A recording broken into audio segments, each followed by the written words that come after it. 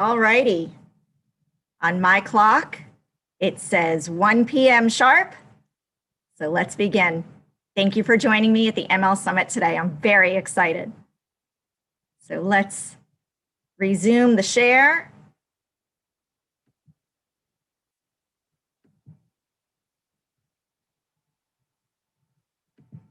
And get started. Welcome, everyone. Thank you so much for joining me today. I'm Jody Nolf, and I will also be looking at any comments you have in the YouTube stream. Thank you so much for joining us today. So today's session is entitled LTELs Unleashing Their Superpowers. These superheroes have so much to offer us. And I do want to begin by saying that many terminology words are changing and we're not using LTELs so much anymore. However, the federal government still acknowledges these students as LTELs. So for the purpose of today, that is the terminology that I will be using. So before we begin, please let us know in the chat box, where are you joining us from? And what is your superpower? We all have them as educators, as human beings. What is your superpower? So let's take a look and see if we have anyone with our superpowers.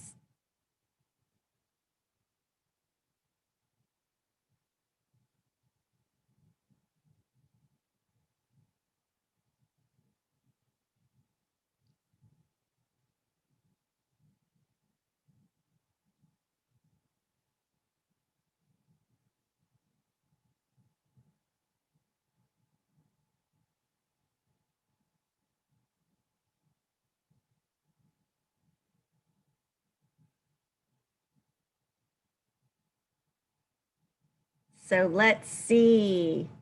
We have several watchers.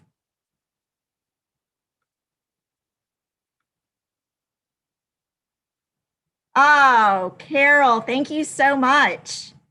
We are all superheroes, aren't we? From Houston.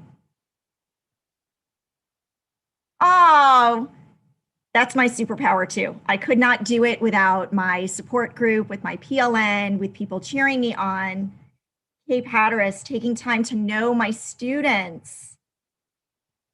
That is just wonderful. From Charlotte. Amazing, amazing. So I want you to notice that we all have special talents, and these unique learners do as well. So let's get started.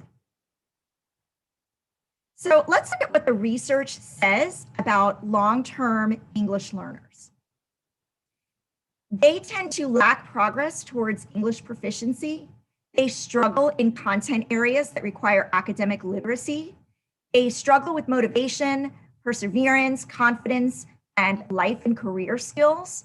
They exhibit strong oral language skills, but less developed academic language skills, and they are at risk of not graduating from high school. And here is where I got my information from. However, we all know this. We've seen study after study and research article after research article about this unique group. However, I think that they are myths. I do. You may disagree, but I'm hoping that after this session today, you may see things the way that I see them. So let's take a look. So I want to begin by showing you how I began to unleash the superpowers in the first place. I did it through discovery, through questioning the experts, my students. I helped establish relationships. I'm going to go more in depth with that a little bit later on. So I created a very informal student questionnaire. It was based upon not so much research per se, but things that I genuinely wanted to know. I wanted to know where they were born, which, yes, I could get that from my student information system. But I wanted to hear from them. I wanted them to share their origin story, not just a data piece. I wanted to know if they were born outside the US, how old were they when they arrived? I wanted to know, did they speak or understand any English before they started school in the US? Do they hear English in their home? Do they have access to books in English at home? We know from research that a print-rich environment is vital to enhancing literacy skills. I wanted to know if they read and write in Spanish. Now, I do know that we have people joining us from all around the world, all around the globe, all around the country. But for the purposes of my exploration, I went with Spanish as the home language because in my district, most of my students come from Central America. They come mainly from Guatemala. We do have some students from Honduras. So the purposes of my research, I chose Spanish. And I also wanted to know, when they read, do they have to translate words from one language to another? This you're going to find fascinating. I also wanted to know if they thought in Spanish. Again, this blew me away. I can't wait to share this with you. And I also wanted to know from them, what would they say was their biggest difficulty when reading or writing in English? Because, you know, we know what the data says. They have trouble decoding. They have trouble with word meaning. They have trouble with main idea. But I want to know what they themselves felt was their struggle. Very interesting. It was so enlightening. So let's look at Yasmin. By the way, all names were changed, but these are actual students of mine. These were all 8th graders. She was born in Guatemala, but she moved to the US when she was 3. She did not understand English before kindergarten, but she heard it in her neighborhood. She couldn't understand what she was hearing though. She hears and uses English in her home with her siblings and on TV, but speaks Spanish and Canjobal with her parents to preserve their family culture. She does not have access to books in English in her home. Now, of course, we know with technology, we have computers, we have television, streaming devices, but we don't have that text, print, book-rich environment in her home. When her parents ask a word's meaning, she defines it in Spanish, but she says the word in English, which I find very, very interesting. She thinks in Spanish, so her input, okay, is all in Spanish before her output is in English. Okay, very interesting. So let's think about that. She is processing in one language and then she is translanguaging so that her output could be in another language. Very interesting.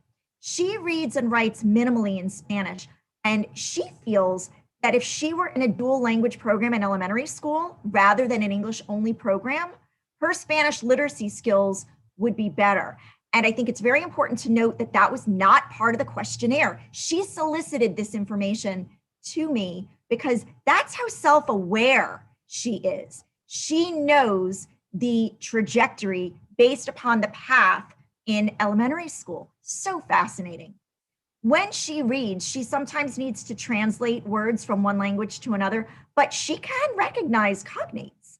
And I want to add something about that in just a moment. She feels that her biggest difficulties with reading and writing in English are with word meaning and, look at that, pronunciation. Talk about being completely floored, because think about it. These are the students that we classroom teachers, I'm including myself because I've only been out of the classroom for 5 years. I was a classroom teacher for over 20 years, as many of you know. I was one of those, why are they still in ESOL? They speak perfect English. They don't even have any sort of an accent anymore. Their English is beautiful. She still struggles with pronunciation. And with cognates, she initially, when I asked her, did not know what a cognate was. And I'm going to talk about that a little bit later because I think that's important to note. When I defined it, modeled it, provided examples like all good teachers do, she immediately said, oh yes, I do use cognates. Very interesting. We're going to talk about that in a little bit as a strategy. Let me just poke at the chat for just a moment. I will be taking Q&A towards the end with the time that we have in remaining. So just bear with me for a few minutes while I go through some really interesting things while we meet some more superheroes. So now let's meet Camila.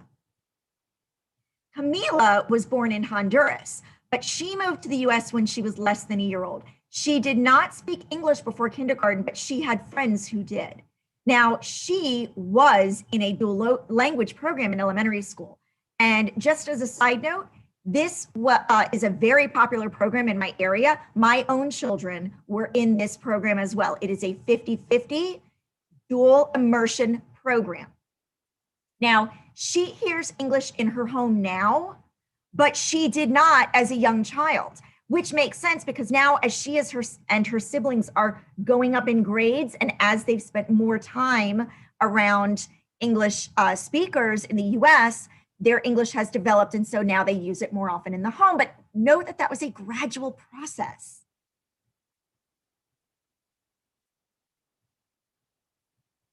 She does have access to books in English in her home, but she only reads in English. She specified that. She said, oh no, Miss Nolf, I only read books in English. She does not need to translate words from one language to another. Now this I found fascinating. She thinks in English, okay, so all her input is in English, but she discusses and compares this process with her friends. Think about that. I don't know too many 14-year-olds who are discussing their process of translanguaging, but yes, she and her friends, they actually discussed this, which I thought was just amazing. She feels that her biggest difficulty when reading is maintaining focus, which makes sense. She was actually on a school-based team in elementary school for tier 2 academic interventions. Notice that this has nothing to do with her language. This is not a language deficiency. This is a focusing issue. And she understands that. She's very well aware of that. Now let's meet Jesus. Jesus is 15. He was born in Guatemala and he moved to the US when he was 7, towards the end of 2nd grade, but he started school immediately. His parents did not wait until the end of the summer to enroll him. They got him in school right away. He did not understand any English before he started elementary school. He also does not have access to books in English in his home. He feels that his biggest difficulty when reading is unfamiliar vocabulary, but he also can pick up on cognates. And again, I explained, modeled, provided examples, and then he said, oh, sure. Yes, I use cognates. I put this down at the bottom. I want to comment on this. Jesus did have some social and emotional challenges throughout middle school, but he spoke to me and opened up more than any of the other students. Now, he was a little suspicious. He was a little skeptical when I said, hey, Jesus, I'd love to talk to you one-on-one if you're okay with that. And he kind of looked at me a little sideways and, why do you want to talk to me? And I said, look, well, I'm just going to ask you some questions. And if you are uncomfortable with the way the conversation is going, we do not need to continue. He opened up more than any other student and was so willing and proud to share with me. And my one regret is that I did not do this sooner and start this process when they were 6th graders. So that number one, of course, I could have this wonderful, beautiful relationship with them on a different level. But number two, more importantly, that I can help them in a different way. And I could get with those reading strategies and think about and learn and process how they are learning with both of their languages through the translanguaging process. So live and learn, but this is something that I've learned for next year. So now let's meet Luis. Now, Luis was also born in Guatemala. He speaks Spanish, English, and Popti. He has never returned to Guatemala to visit, so he doesn't go back and forth between heritage language environments and English-speaking environments, aside from obviously the household and things of that nature. Look at this. He taught himself to read and write in Spanish so that he could communicate with his family. How about that? I don't know too many 14 and 15-year-olds who are doing things like that. When reading in English, he sometimes processes his thoughts in Spanish so that he can make sense of what he's reading. So let's think about that. He reads, his input is in English. He translanguages back to his home language or one of his home languages. And then he translates back for his academic environment in the classroom. Talk about translanguaging. Amazing, right? Talk about a superpower. He also thinks in all three languages based upon his audience, which makes sense. When he's with his parents, he is thinking and processing and speaking more in pop tea. So let's do an activity. In the chat box, please indicate all of the superpowers that these students have. So for example, what myths do these superpowers dispel? So if you could brainstorm for just a few seconds, that'd be great. So let's look at what their superpowers are.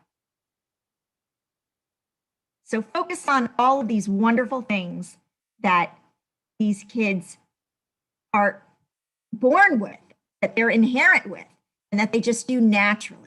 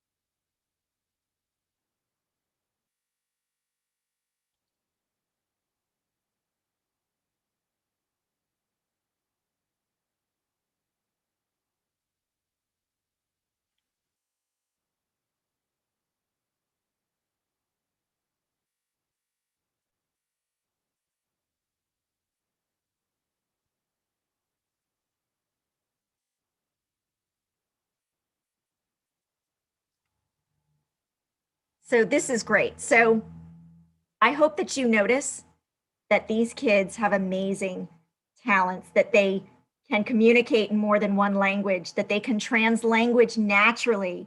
I love these responses, and I love that you're noticing how talented these students are.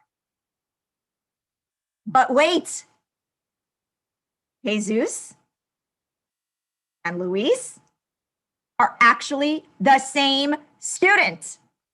It's all about your perspective and how you view your students. And it also depends upon what you choose to focus on. Mind totally blown. Okay, so Jesus, who did struggle with a few discipline issues, I'm not gonna lie, not unlike many middle schoolers, not unlike many adolescents. However, unlike many adolescents, he is completely self-taught in his home language regarding literacy. So focus on those things, those superpowers. We got to just keep learning, just keep learning. So let's look at some strategies for improving content literacy skills in content area classes. This is what I learned from the experts, my students.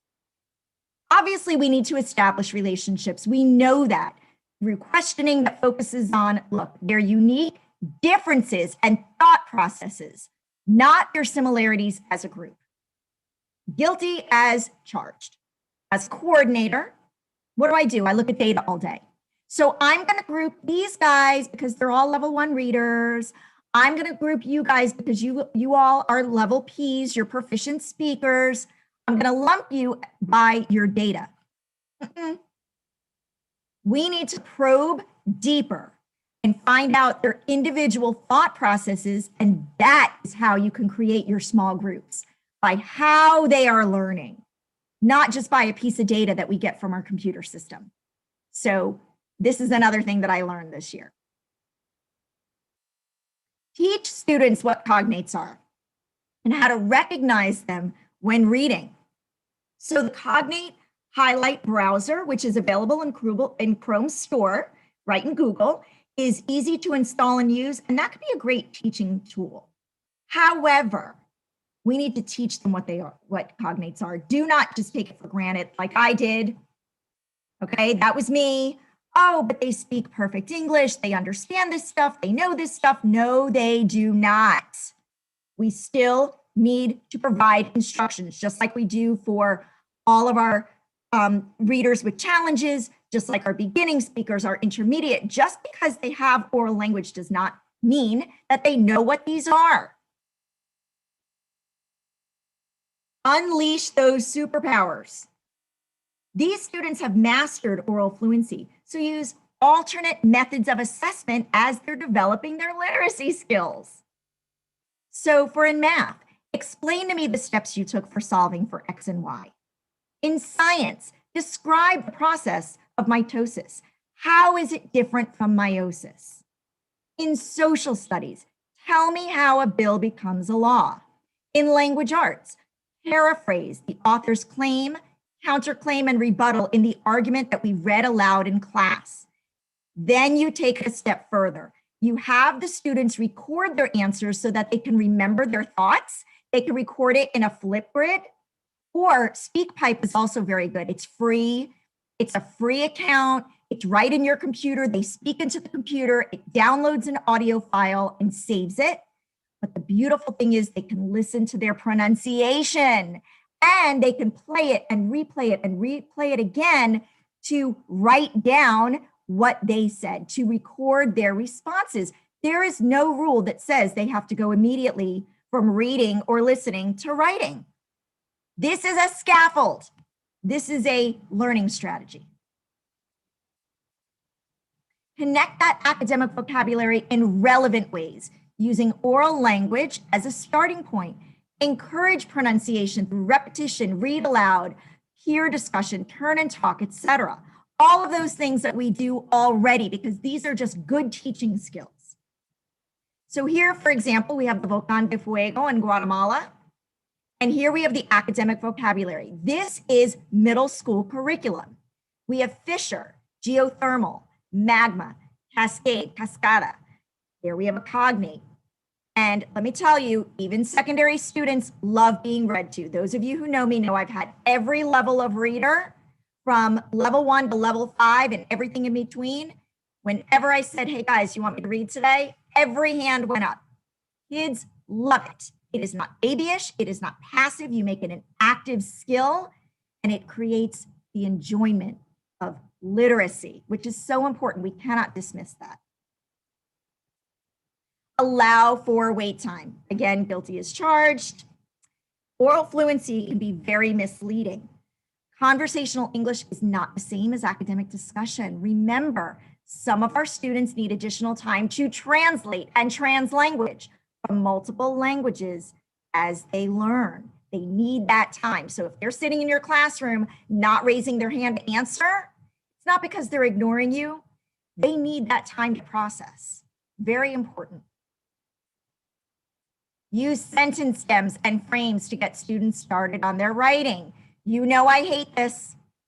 I hate a blank sheet of paper. You know it is so intimidating. And if I don't like it, I know my students don't like it.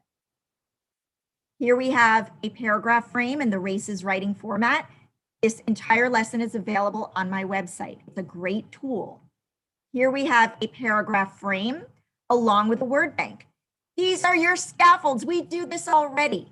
I'm not reinventing the wheel. All I'm doing is showing you that these wonderful strategies that you employ already are great for long-term English learners. We just get fooled because they have oral language. So now we can take some Q&A. I want to thank everyone, and here is my contact information. Most of you know me already. You know I'm all over Twitter, but I want to go to the chat right now and see if there are any questions from you, any comments before time is over. And I'm so glad that you all joined me today. I love doing this. So let's see. Great advice. Language tied to identity. Oh, thank you. Thank you, thank you, thank you. Amazing. Oh, love that surprise. Thank you, Carol. Thank you for the shout out. This is just fabulous.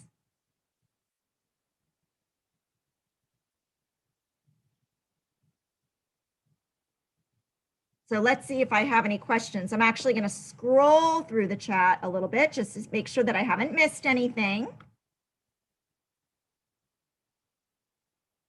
Oh, nice.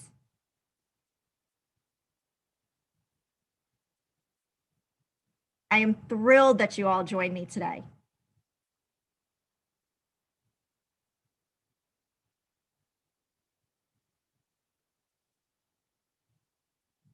Thank you so much, everyone. This was truly, truly a pleasure and an honor.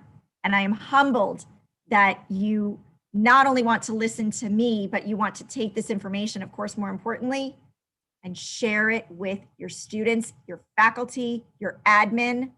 Take this to the world so that our kids can be the fabulous kids that they are. Thank you so much for joining me.